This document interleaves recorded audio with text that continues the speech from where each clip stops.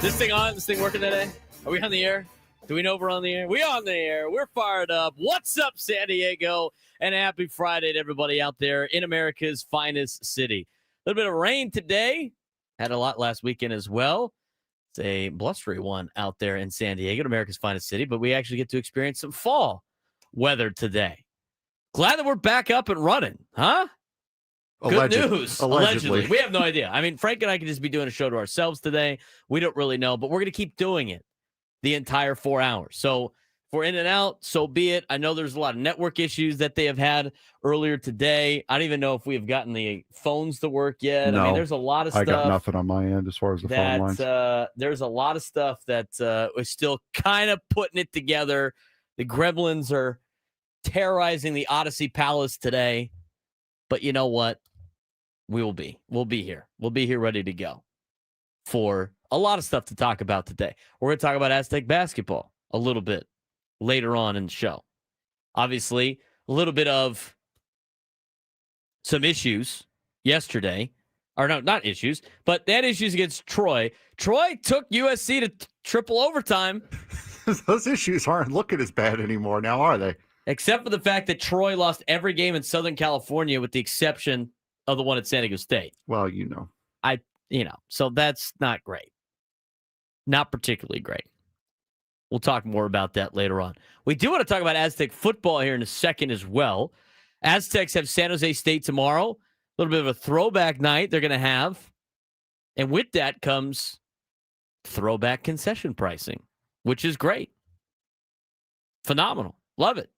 Throwback ticket and parking prices too? Or? I didn't see that. Oh, well. They did ticket. Didn't they do a ticket deal or no? Did they not do that? I don't remember seeing a ticket deal this week. I remember it was the 2 for $40 was last week. I don't remember seeing I don't remember seeing one for this week. Looks like we're live on Twitter. All right. We're okay. Natural casing is only $275. It's Nate Taylor said. And I'm getting no commission for that, by the way. Yeah, you get nothing. You get nothing, you'll like it. Hopefully the weather is decent so we can get some people out there to support the Aztecs football team. We're going to talk about how they can make the college football playoffs. So you're saying there's a chance.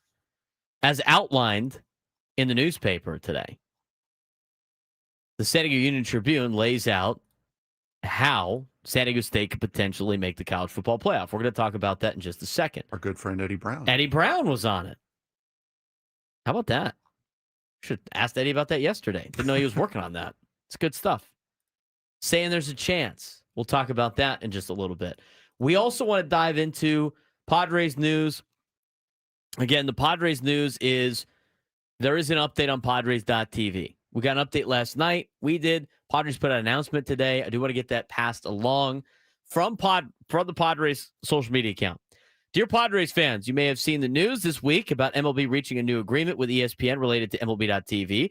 We wanted to let you know that there are no changes to Padres TV for the 2026 season. You will continue to have the same great access to watch Padres baseball with Don and Mud, both in and out of market in 2026 through the Padres.tv streaming service.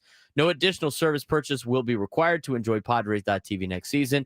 As always, Padres games will also be available via linear cable and satellite distributors, as well as over-the-air telecasts for select games in 2026. Thank you for your continued support of Padres baseball. Nothing changes. Nothing changes. For next year. For next year. They don't know anything about 2027 yet, but you know what? Nothing changes for next year. We don't have to worry about that. We're going to kick the can down the road. We don't have to worry about it. I don't think anyone knows anything about 2027 right now. No. To be fair. We don't know anything about 2027. That's a fact when it comes to what's going on in Major League Baseball. So I wanted to pass that along. Before we talk about Aztecs football, I do want to mention, last night I was at the USD women's volleyball game. Mm-hmm. Got to call the game for ESPN Plus. It went well from what I heard. It did. They won in 3 sets, which was great. And let me tell you, they had every team in every USD athletics team that was in town was at the game. Awesome. Full force, too. It wasn't like, oh, here's a couple of players from the men's soccer team. Oh, here's a couple of players from the tennis team. No, it was full force. The entire football team was there. They had men's and women's tennis there. They had cross country. and track there for women's. They had softball was there, baseball was there, rowing was there, women's soccer was there, men's soccer, as I mentioned before. I mean, they had almost every sports team there last night. That's and it awesome. was fun. And the energy was fun. And they all sat courtside. I don't know who had the tickets for the baseball team. Brock, what are we doing? Brock's team had to sit in the stands. Everybody else had courtside seats. I don't know what the baseball team did to not get the courtside seats. But the energy in that place was fun. For volleyball, it was great. I had a great time calling the game. USD was playing Pepperdine. Pepperdine, the number 2 team of the West Coast Conference. And overall, a great performance for the Toreros. They won another West Coast Conference championship game, and they're in the NCAA tournament now for the first time since 2022 when they went to the Final Four. So a big congratulations to Jen Petrie and the USD volleyball team last night for getting the win. But here's where the things got. This is the stuff that sometimes you have to do as a broadcaster. I've only had to do this one other time. But you know when like Kevin Burkhardt goes out there, trophy presentation, all that stuff? Mm-hmm. So I did that last night for USD. So I had to call the final play. I couldn't let it breathe a lot, though, because I had to get out there to stay on the stage. So I had to like quickly sign off after the call. The woman from the West Coast Conference presented the trophy. She didn't say anything she just presented the trophy. And then it was like, all right, you're going to interview Olivia Bennett, 1 question, and Jen Petrie, 1 question. And I was like, all right, sounds good. That was the most nervous I've been doing broadcasting in a long time.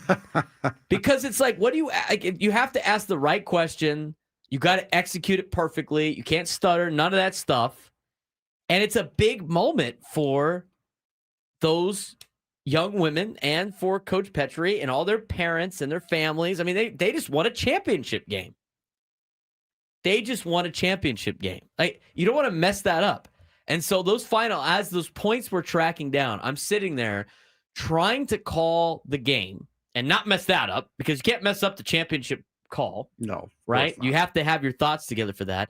And then I was thinking, like, what am I going to ask the college kid? And what am I going to ask the head coach? What am I going to ask the coach after I just asked her about 15 questions a couple of hours ago? I know, exactly. So I make it through the championship call. It's posted. I mean, if you want to. Yeah, that was a great. You did a solid job at the call. I'll give you that. Don't want to play it though. I didn't have it up and ready to play, and nor do I have the ability to play it right now. But you can't play it that computer's not working at all. No, the internet's out on this computer. That's terrible. That's terrible. It's on social media if you want to check it out. I didn't start on the call. Executed the call as best as I could to try to, do it for them. And then after that, I had to go there and it's chaos, right, on the court. I'm trying to remember where I was supposed to stand, where am I supposed to go. And so all I've been thinking about is the question for Olivia Bennett and the question for Jen Petrie.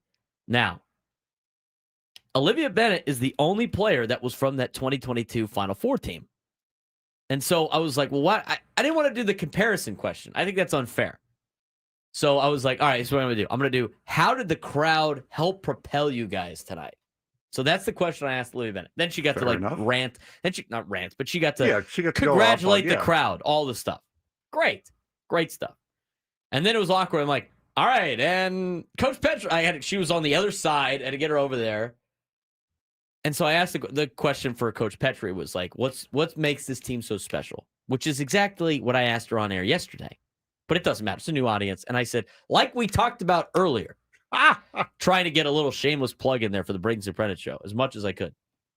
Like we talked about earlier, what makes this team so special? And then it was, let her roll, whatever. And then as she's talking, I'm like, how do I get out of this exactly? I didn't plan the exit. I didn't have an exit plan to this entire situation. I was like, all right, what are we going to do? And then I'm like, you know what? I'll just announce again that they're West Coast Conference champions. Guys, back to you. Yeah, exactly. Wait a minute. But I'm who the am guys. I going back to? Yeah, I'm the guys. Wait a second. Hold on. That would have been super awkward if I just was like, thanks. So I had to announce that they were, I was like, I'm going to announce that they're the West Coast Conference champions again. That's the but easiest then way to I do stole the thunder from Callum McClurg, who's the PA guy. The PA guy for the goals. Cal, you met Callan before. Oh. He's in the chat sometimes. Then Callan says the exact same thing right after I did. I'm like, I'm just going to walk away. Oops. I'm just going to walk away. Just going to walk away. My bad, dog. Sorry. I was like, was that good enough? My heart was beating out of my chest. I don't get nervous for broadcasting anymore. I don't get nervous for play-by-play. I don't get nervous for this. I mean, I went and talked to the old pros at Surprenant the other day. No nerves whatsoever. Those moments, though, freak me out. I don't know what it is. Oh, you're not used to doing it. It's not a nightly occurrence. So you gotta, you don't prepare necessarily to be in that moment because you're always, well, there's a loss is just as likely. So why should I prepare for, the win when I don't really prepare for the loss either? So you do 100 games for every one potentially championship game that you get to do. I know. And so like I was that part was that's the scary part. That's the scary part. All right. So I don't know. I mean, it sounds like we're at least on YouTube. Prolific the Great on the YouTube chat is saying that maybe the radio is not that great right now. We could try to check that. We'll try our best today. I know they're dealing with a lot of stuff, but we're going to keep it real on the show throughout the entire day. And we're going to talk about the Aztecs and San Jose State when we come back. It's a big football game tomorrow, and you're saying there's a chance. Eddie Brown laid out everything that needs to happen for San Diego State to make the college football playoff. It's still around. They still have a shot. We'll tell you what they have to do and what has to happen for the Aztecs to potentially get a 12 seed in the college football playoff. We'll talk about that next on the Braden Surprenant Show, San Diego's #1 sports station, 97 through the Fan.